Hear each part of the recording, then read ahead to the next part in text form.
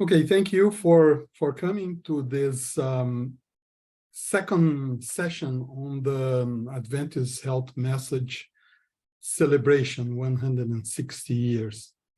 So I just want to mention here that we have a colleague, Dr. Bill Andres, that wrote a book about the history when it completed 150 years. And we will have information about this book. But Bill, if you could put in the chat room, if you can put some link to the book, that would be, we can start promoting it. Bill is a graduate of the preventive care program and a very friend of us, and we are very thrilled to have this resource for us, those that are interested to have more information about the Adventist message. So without more talks, I will start with a word of prayer. So let's pray together, please. Heavenly Father, we ask you to be with us during this presentation, that we can share more about the advantage and the benefits of the Adventist health message, not just for the church, but for the world.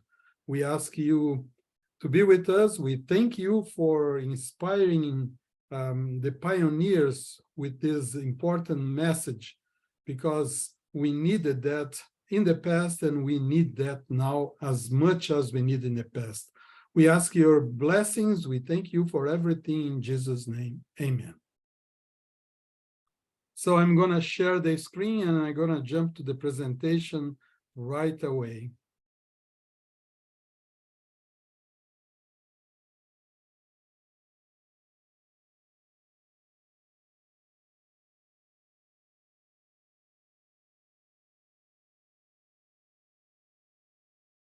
So are you okay with the screen?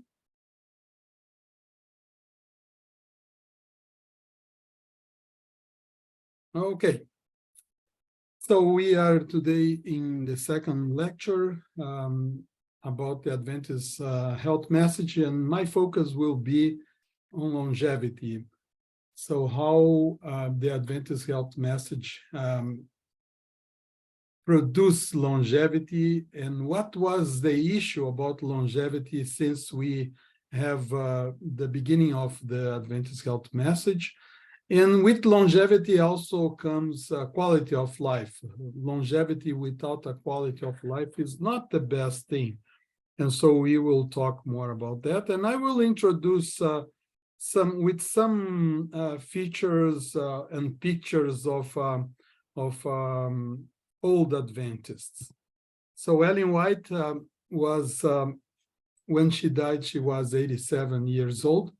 And you might say, why she was not a centenarian? Well, I believe when she got the health message, she was not able to follow a good lifestyle previously, and that might be an issue here. But even though 87 is still considered a good age, but compared to the others that I'm going to show, I mean, she was a few years behind. So the famous one that we have, Hilda Crooks, 101. I remember when I was a student in Loma Linda, I have seen this lady walking in the streets of Loma Linda. I've never met her personally, but I saw her. Before I go forward, Dr. William Andres, or Bill Andres, also wrote a book about the Hilda Crooks. So you can, Bill, if you can share the link for that book, that will be great. The second person here, or the third person here that I want to talk is Lydia Newton. She was 112 years old when she was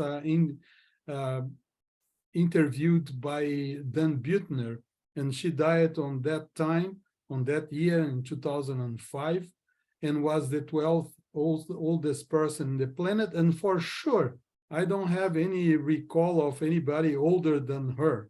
Maybe I'm wrong, but She is considered the oldest Seventh-day Oh, Adventist ever. wonderful.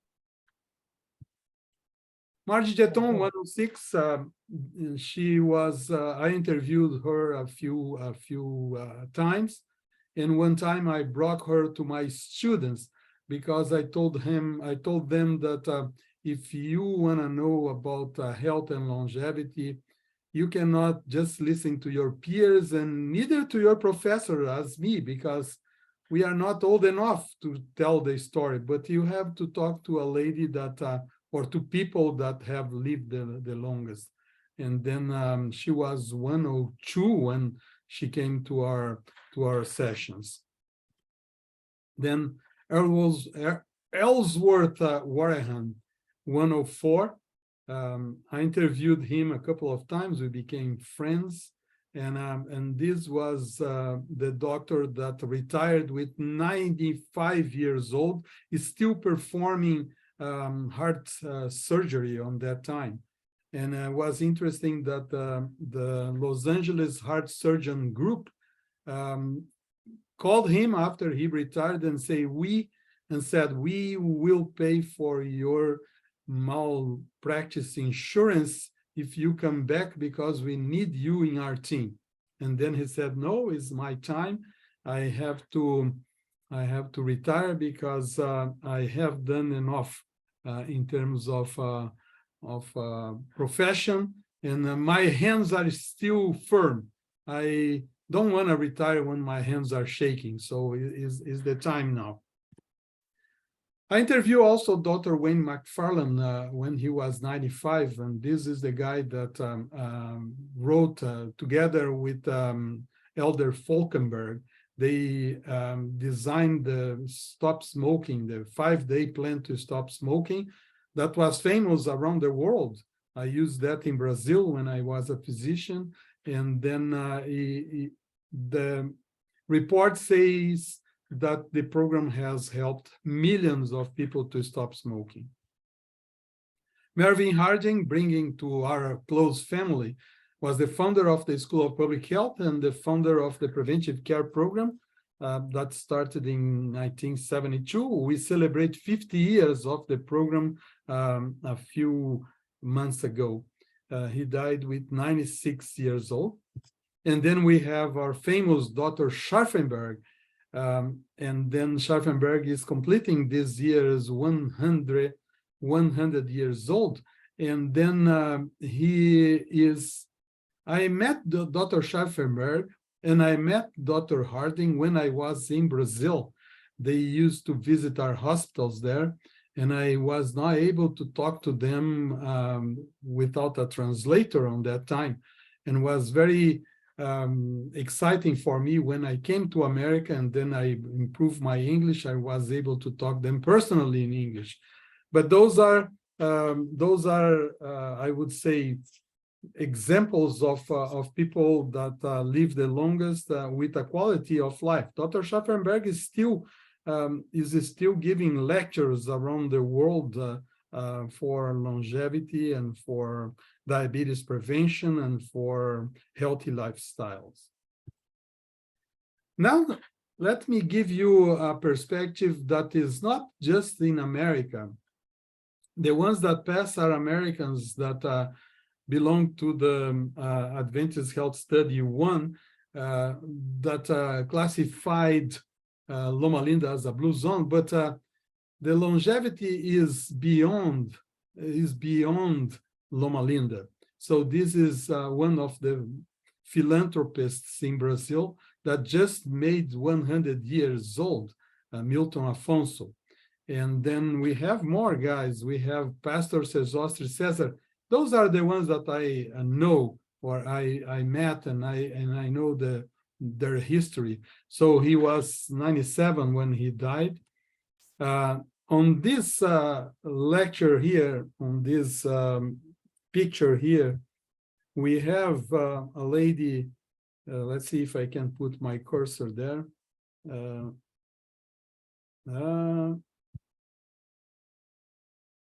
Laser pointer. Okay.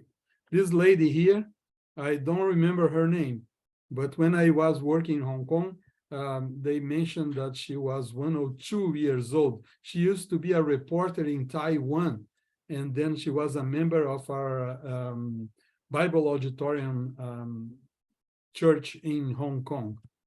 Here we took a picture of me and my wife with her. I guess I was much younger on that time, still have black hair. So again, it is showing that the blue zone concept is much beyond Loma Linda, and many of you that are watching now might know some people in your neighborhood, in your church, in your community that they are followers of the health message, and they are living close to be centenarians or even past the centenarian age. And then I have to finish with my mother. She came to Loma Linda a few times when I was here, but she lived in Brazil most of the time.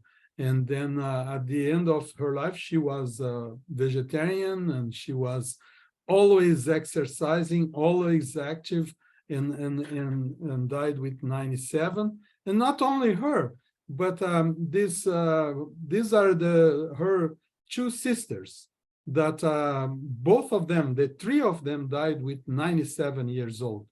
And the good thing about that is that they stay in the church for most of the time, and they die when they belong to the church.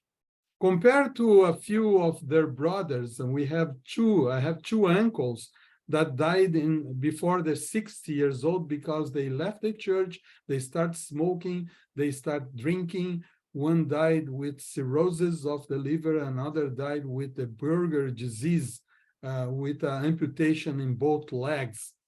And then you see the comparison.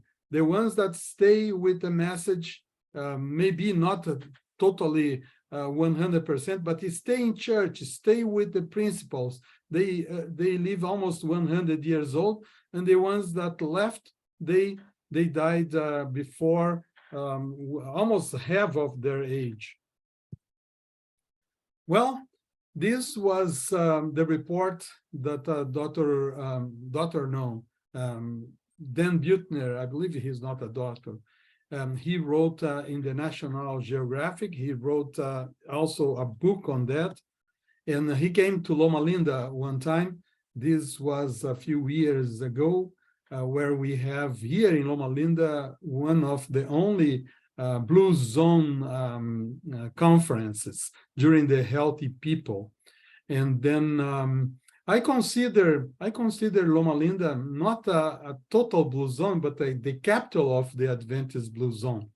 The Blue Zone is the Adventist Church for sure. This is an introduction of one of my cartoons.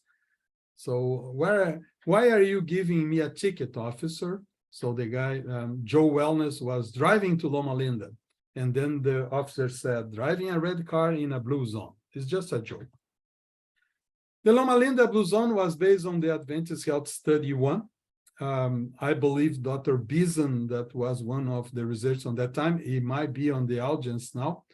It was mostly among Seventh-day Adventist members, and have these four components that are the main factors for longevity and health among the Adventists. Physical, the 8 remedies; social, helping others. We even have the ADRA, that is an institution created to help people that are suffering in other countries. But we have local chapters of the ACTS, or social assistance, social assistance service, that most of the churches have it. Then we have the mental. Ellen White mentioned that 90% of the illnesses start in the mind. And then we have the spirituality. Dan Buettner was able to capture most of it.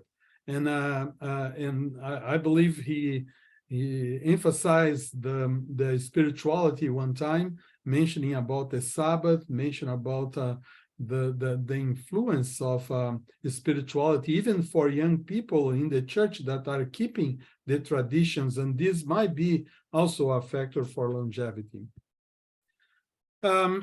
The first and more comprehensive health vision of Ellen White was in 1863. As you remember, Dr. Marcel in the last message, in the first message, mentioned that there were other health messages or health visions that Ellen White got, but they were not as comprehensive as this one, and I will show why in a few slides ahead.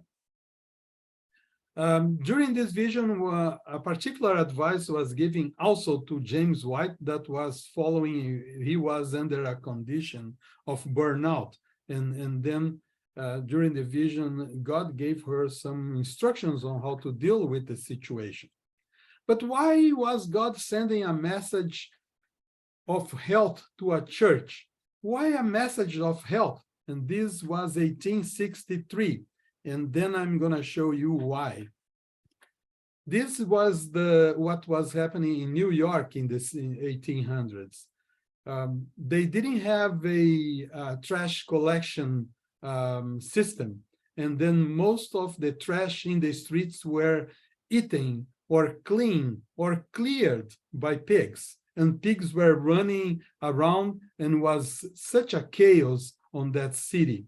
So there is no concept of sanitation, of health, or transmission of diseases by the rottenness that is produced by these animals running free on the streets.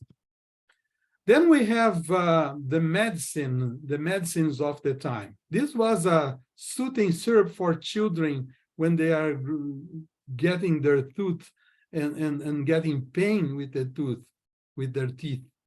For you to have an idea, this Mrs. Winslow's soothing syrup contain heroin, cocaine, opium, and cannabis. And you can imagine, I mean, I believe they didn't have pain at all, but you can imagine what would that happen to those children on that time.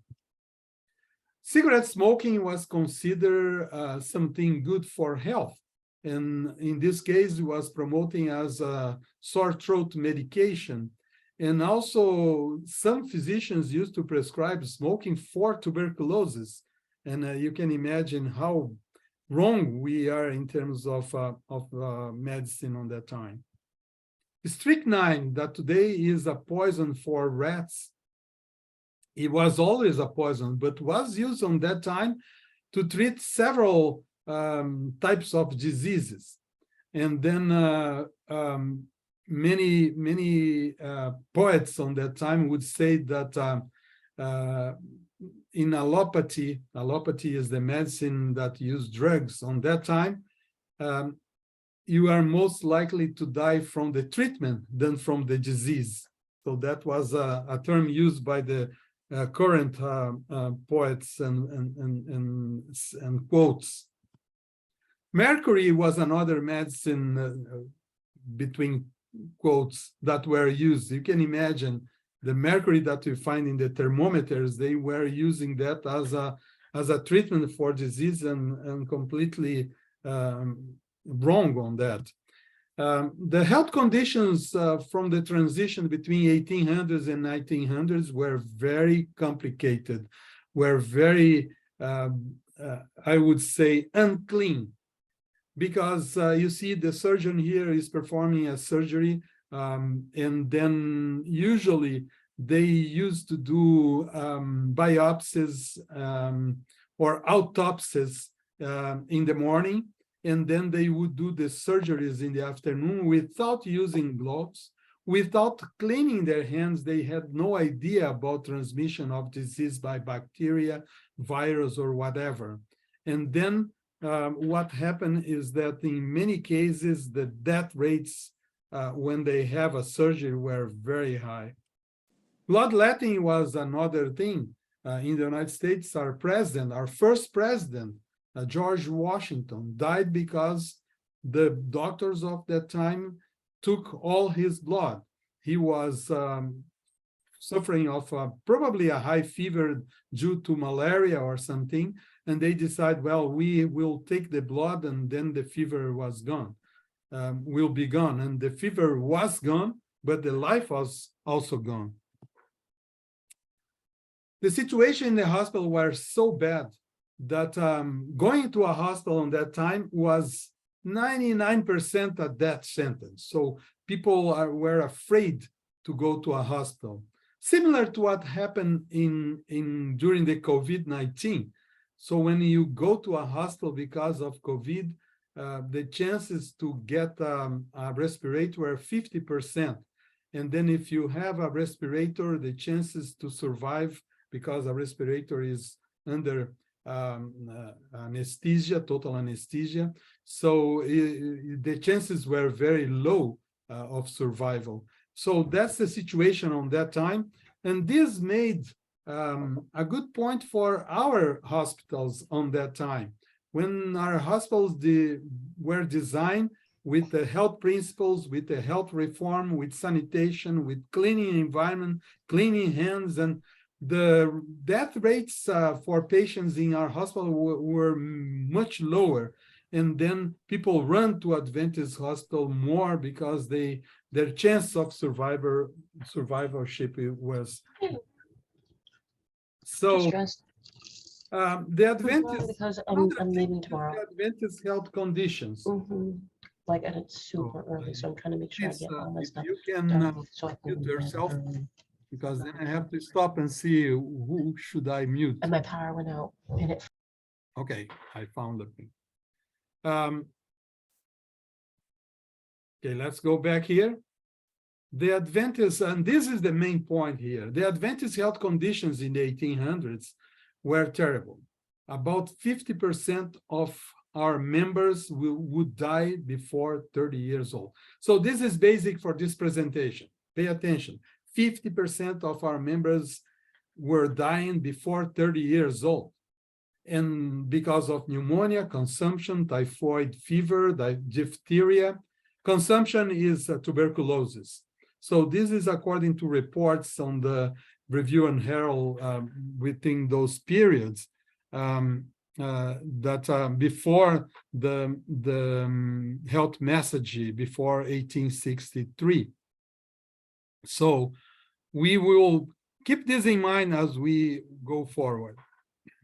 So there was a need for a health message. There was a need for a health reform in the church, because we are dying, because of infant mortality in the church, because longevity in the church, as I mentioned, and for the world in general, because this is the situation of the United States that was similar in Europe, in Asia, in all around the world. And then this was also a need for the medicine, because medicine was in really bad shape, as we are treating diseases using strychnine, by instance. So this is terrible. By the way, my son-in-law is physician in the emergency room, and he mentioned that he attended one case of strychnine poisoning, and then he said that one of the symptoms of strychnine poisoning is muscle contractions, general muscle contractions that give the impression that the patient is having convulsion. And then if the emergency room physicians do not know what is that, they will treat as an epilepsy or things like that. But the general contraction is produced by the poison in the strychnine, and then the patient will die because of hyperactivity of diaphragm muscle that will stop respiration. So the main thing for strychnine poisoning is to intubate the patient, because to maintain the respiration, because these patients will die because of lack of breathing. So this is just an illustration that this is a poison, and you can imagine how many people died on that time in the 1800s because of being treated by strychnine. So let's go over briefly about the main topics when Ellen White had a vision. God gave her an inspiration and gave a vision of health in 1863, that some things should change and some things should be fixed in the church, but as an example for the church and for the world. Then the number one, taking care of our bodies, is a spiritual matter. So our body is a temple of the Holy Spirit. So very clear on that. The cause of the diseases mostly are related to transgression of the natural laws. Temperance is important. No alcohol, no tobacco. Vegetarian diet, we need to go back to the original diet when God created Adam and Eve and gave them in Genesis 1:29 the original diet. Do not overeat. Even if you are vegetarian, we have to keep track of our food and not exaggerate and not have food as a coping mechanism for every single emotion that we have. The importance of mind, talking about emotion, the importance of mental health. In some writings of Ellen White, she mentioned that 90% of the diseases start in the mind.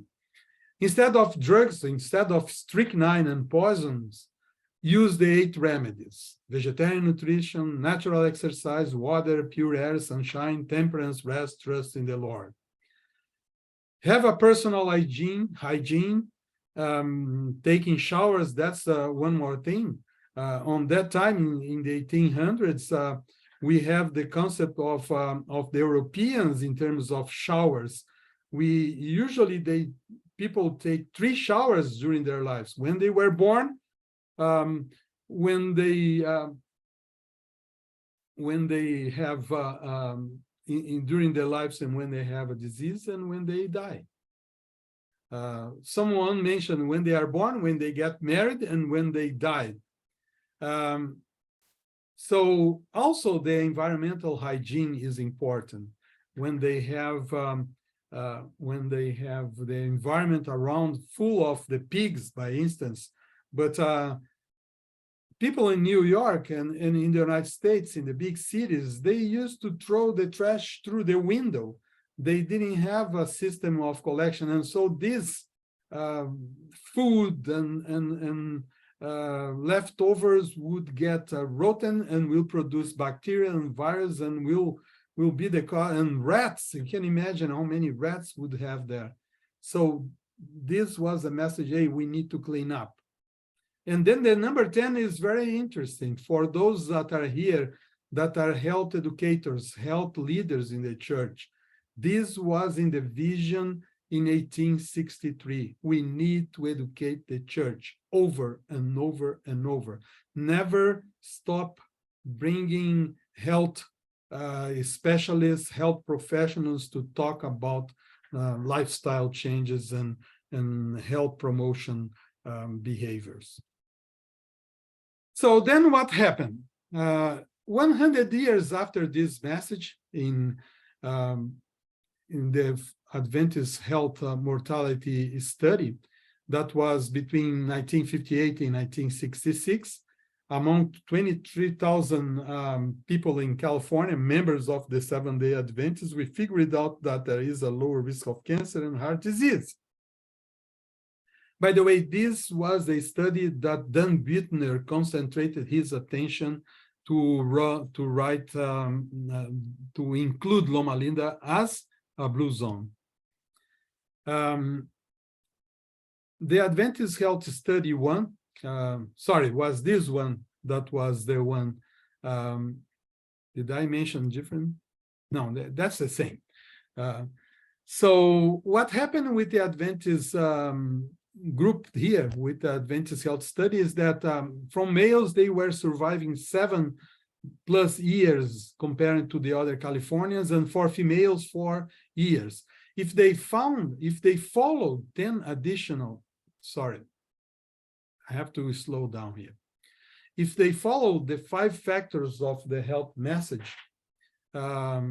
like a vegetarian diet, not smoking, eating nuts, exercise, and maintain their weight, they would have 10 additional years compared to the other people in California. And we are talking about things that were prescribed 160 years ago. But let's go forward with that. So in the Adventist Health Study 1, we found that the researchers found, not me, 50% of lower risk of heart attacks on those that eat nuts, 45% on those that eat more whole wheat bread, 40% lower risk of prostate cancer in those that eat tomatoes, and 50% lower risk of prostate cancer in those that eat soy milk, and then lower risk of intestinal cancer for those that eat legumes, beans, and then lower risk of lung cancer for those that eat more fruits. And many of those are being confirmed by other studies. I remember that the World Cancer Research Fund that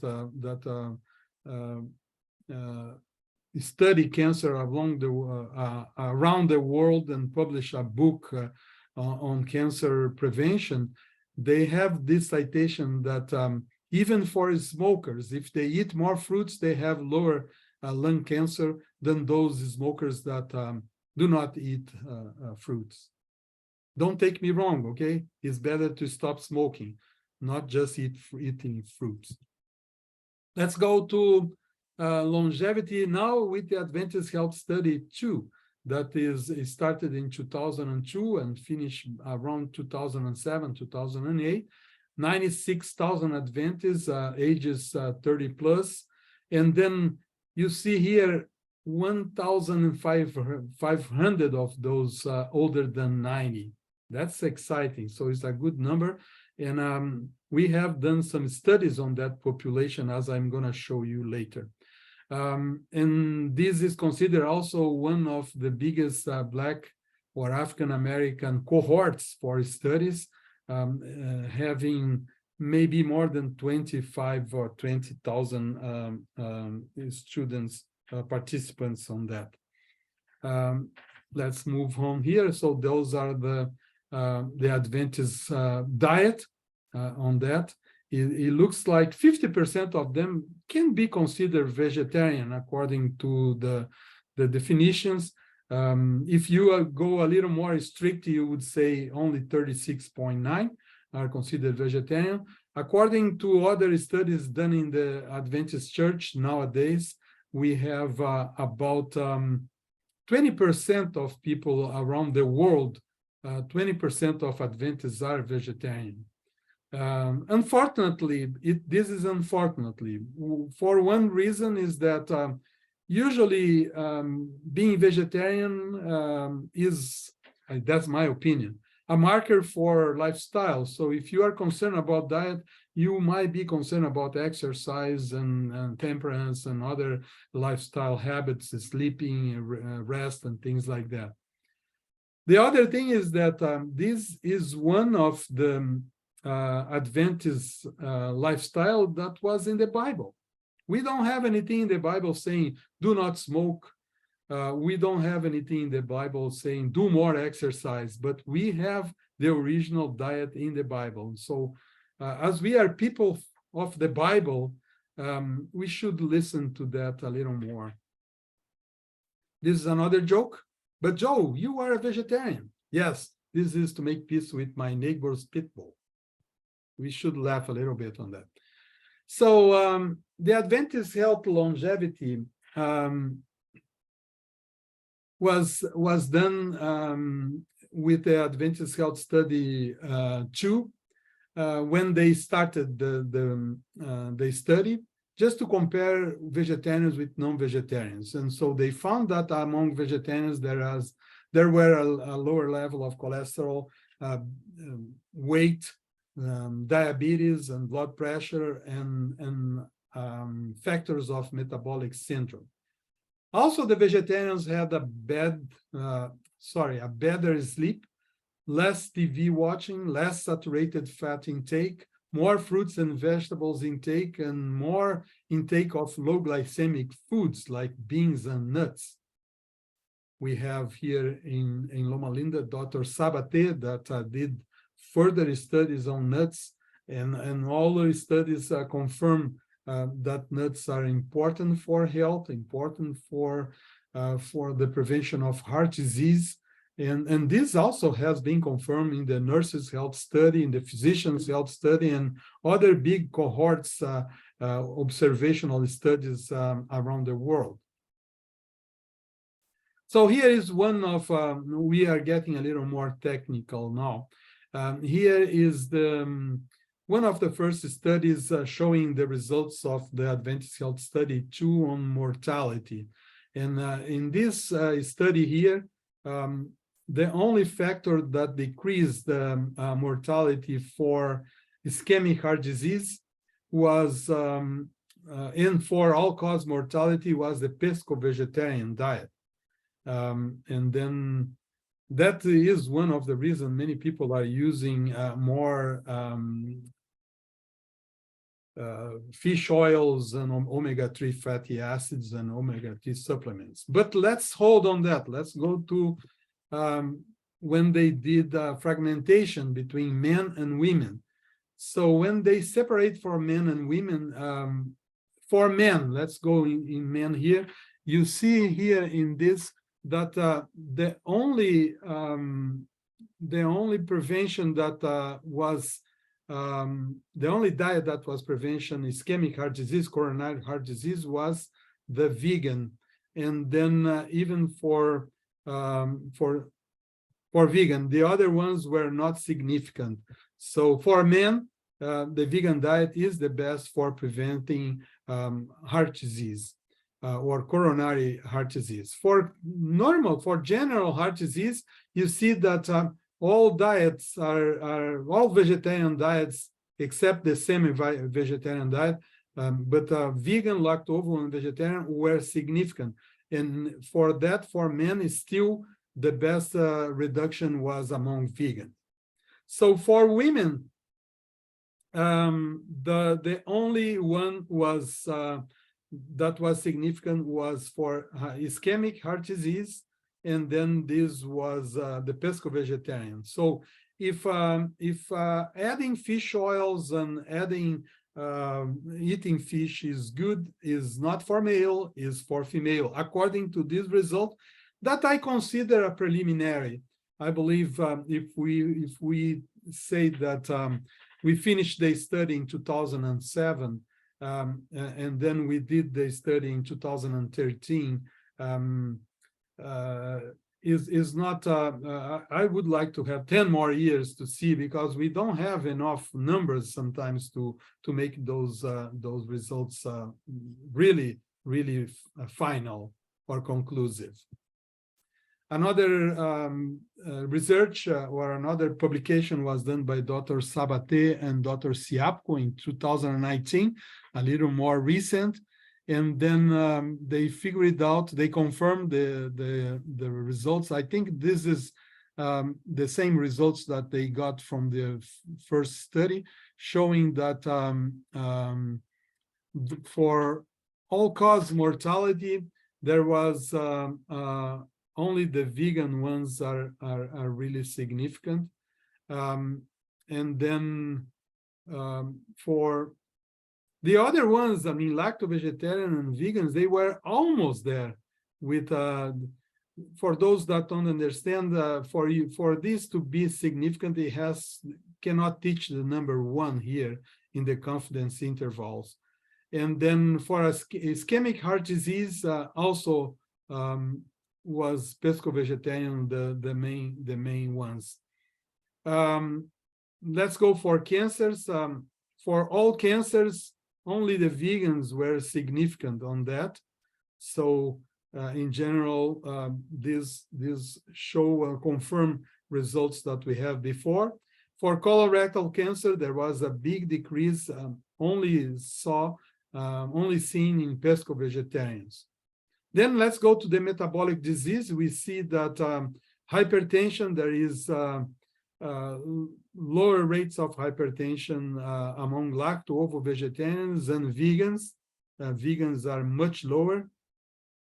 Type 2 diabetes, pesco-vegetarians were not significant, but semi-vegetarian, lacto-ovo-vegetarians and vegetarians have a lower risk of diabetes, and this is something that confirmed the Adventist Health study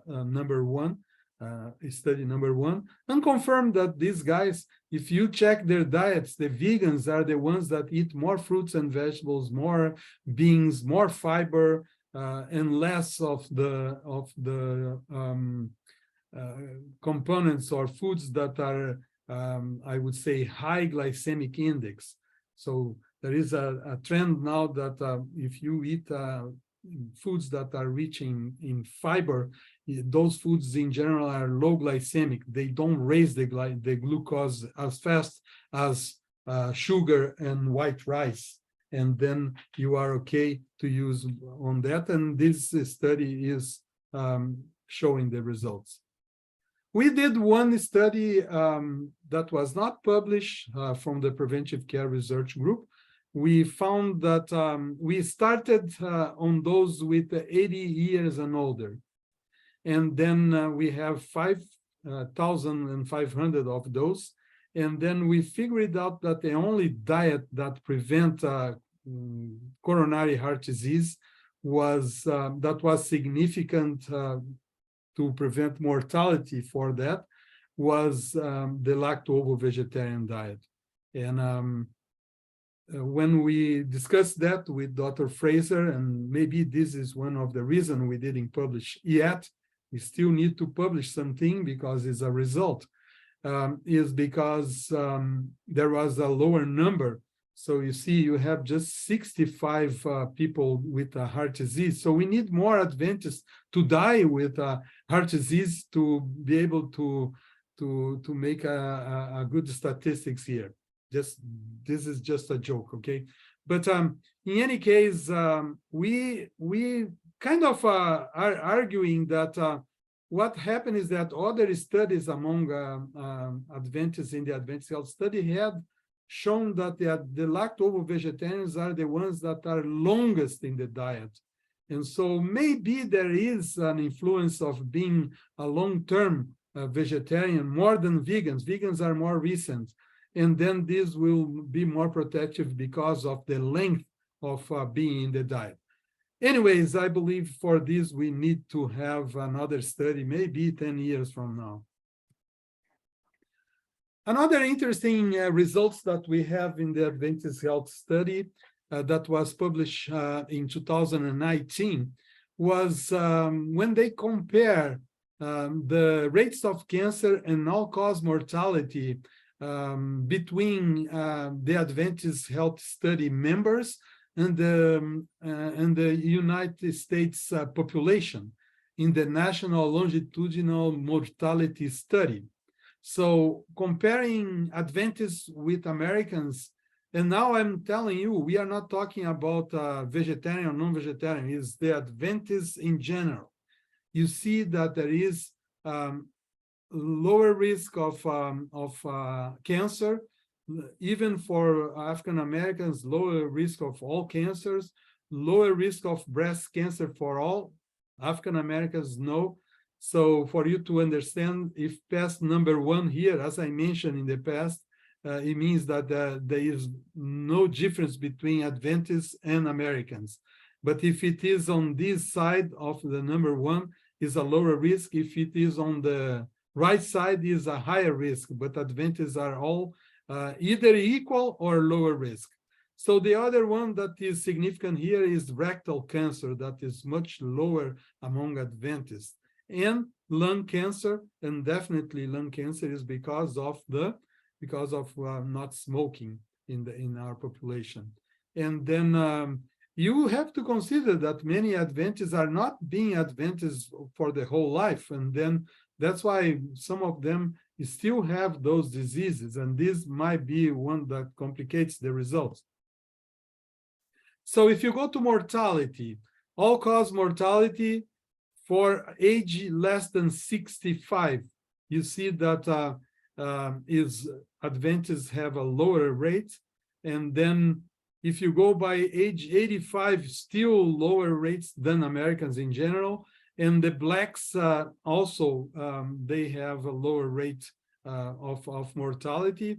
For cancer, all cancers in general, less mortality, and even the blacks have lower cancer mortality. So one thing is to have cancer, another thing is to die from that.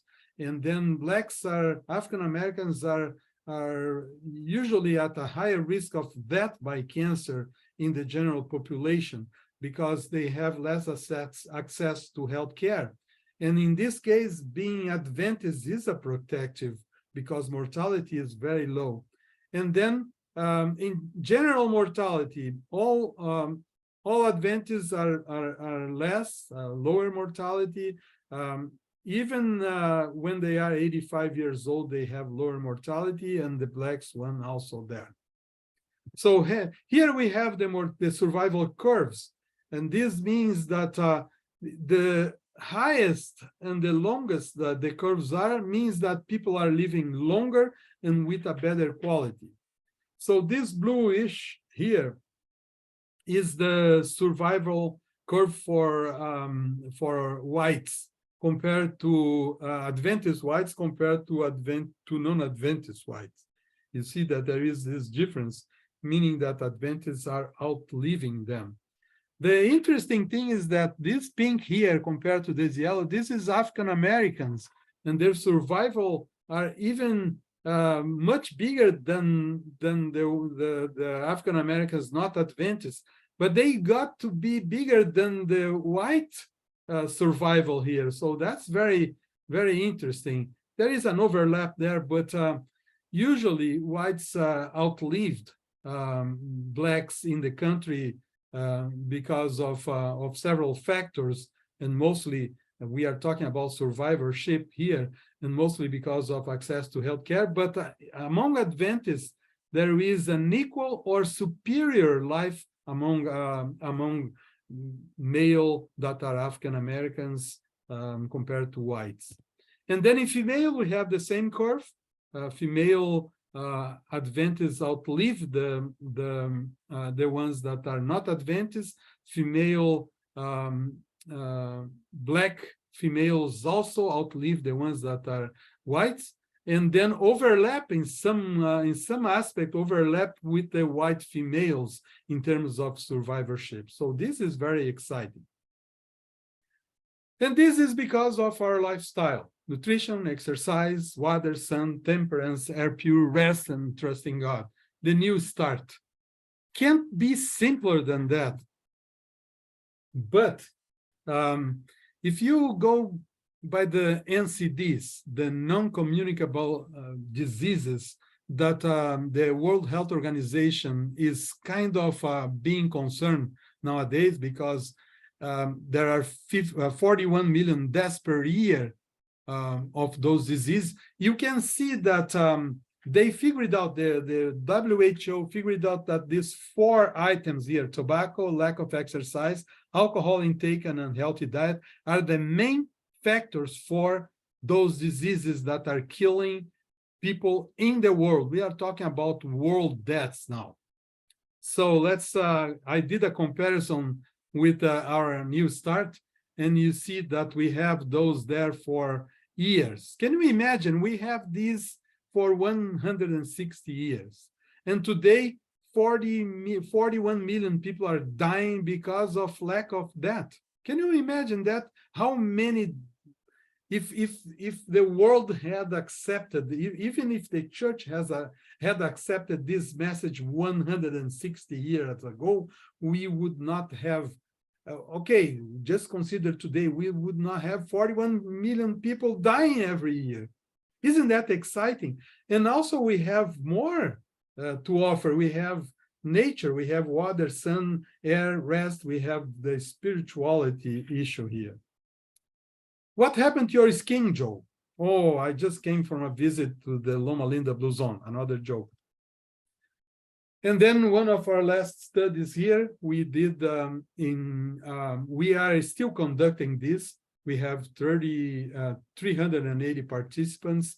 We collected surveys among people with 75 years and older, multi-ethnicities, and is a cross-sectional study. It's simpler than the Adventist Health Study, no comparison on that.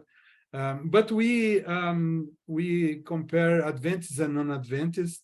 We have almost half and half of those, and we submit the first results for publication, mostly on lifestyle and COVID-19. It's interesting that in this group we have 2 participants over 100 years, 11 between 95 and 99, and 33 between 90 and 94. And we haven't included yet the major churches in Southern California that have Adventists that belong to the Adventist Health Study. I don't have anybody here with Yucaipa Church and Calimesa Church that are the churches that the Adventist Health Study started many years ago. So we still have to work on that and have a little bigger participation here. But let's see what happened with the first results. In this, we found out, and then the results are here, that are 62% increase of COVID diagnosed on those that don't sleep, that they sleep less than 6 hours or more than 9 hours per night. So this is a good result. One of aspects of our message is sleep, and the sleep is very important for the immune system. That's what we saw this result. That being replicated, Dr. Marcel mentioned in his lecture last week that there are some meta-analyses confirming this effect here. Well, we didn't find any reports related to diet, being vegetarian, non-vegetarian, and maybe the instrument that we used was in fault here, because we asked them if they were vegetarian, if they are vegan, and we didn't find anything on that. Maybe checking what they eat is better. That's what was done in the Adventist Health Study with food reports. But we found an effect here. Those that are following a lifestyle, a comprehensive lifestyle that we call a healthy lifestyle index score, with diet, exercise, not smoking, not drinking, and controlling their weight and having a good sleep, they have 40% of reduction in the diagnosis of COVID-19, controlling for vaccination status. So this is exciting, and this shows also that, at least in a lower level, that our message is important, not only for non-communicable diseases, but for communicable diseases also. As you know, that the comorbidities that are killing most of the patients with COVID-19 are obesity, diabetes, hypertension, and excessive medication that suppress the immune system. And then when they go to like I mentioned about my son-in-law that works in the emergency room, and he said, when we have an obesity patient with COVID, it's very tough to treat this guy because we have to intubate. We cannot move the guy to have a better breathing system. We have to intubate it right away, and then the risk of death increases. And this is the end of the presentation. I still have a few minutes for questions, but we talk about a vision of health that was given to the church to share with the church members and to share with the world. This is not for us to keep. This is for us to share. And this is the message that Jesus came to do. I have come that they may have life and have it to the full. As much as possible, this is a prescription for health and for life in this world, and with the perspective of living with Jesus eternally. That is the ultimate objective of the Adventist health message, is to prepare us to share the message of health with the world and prepare us to live with the Lord forever. thank you very much for your assistance. And now we go for questions. Let me stop the screen, stop sharing. Okay, guys. Any questions that you might have? Let's see. Dr. De Santos, I don't have a question right now, but I'd just like to make a comment or two. I don't believe you've read my book, but I want to thank you for giving a very good summary of it. And you started your presentation by asking the question, why does the Seventh-day Adventist Church have a health message? And actually, that question formed the basis for my incentive to write the book. In fact, in the foreword, I explained how this was the motivating factor, that I was asking myself this question: why did God give to Seventh-day Adventists a health message? And so that really is the essence of my book on Adventist heritage of health, hope, and healing. And you gave a very good summary of it.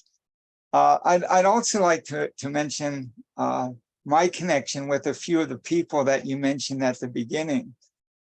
Dr. McFarland, the founder of the 5-Day Plan, was practicing medicine in Philadelphia when he developed that plan. And I grew up in the suburbs of Philadelphia.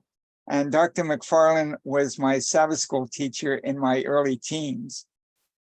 I also had the privilege of working under Dr. Mervyn Harding for 8 years. One of the most humble and spiritual people I have ever met. Was a real privilege of mine to be able to be associated with him during that time. And during that time that I was working with him, I got to know Hulda Crooks. Unfortunately, the book that I wrote with her niece is currently out of print. I'm working on a manuscript for a more complete story of her life. We'll see if that ever comes to reality. Also, I'd like to mention that the Hilliard home in Otsego, Michigan, where Ellen White had her comprehensive health vision, is still in existence. It's not owned by the Adventist Church, but it is still there. And I actually had the privilege once of preaching at the Otsego SDA Church. And the original foundation is still there. The foundation of that church was laid by Joseph Bates, and I think the cornerstone has a date of something like 1851, 1852 on it. So yeah, I'd also like to make two other comments related to the importance of the health message that we have been given. We need to keep in mind, you brought up at the end how even though we see the greatest results of the health message in terms of lifestyle disease, how it can also be protective against communicable diseases. And I just thought, as you were talking about that, when the health message was originally given to Ellen White, the major diseases that Americans were dying from were communicable diseases. And then finally, it was a number of years ago that a report appeared in, I think it was the New England Journal of Medicine, indicating that if we listed as a cause of death adverse reactions to medications that are given in medical facilities, today that would be the number 3 cause of death in America, because at the time that this study was done, there was something like 106,000 deaths related to adverse reactions to pharmaceuticals. So thank you very much for a very comprehensive presentation on the importance of insights that God has given to us as a people. Thank you very much for your comments, Bill. And we will continue promoting your book to my students and to the audience that are coming here. Any other questions? Let me stop recording now.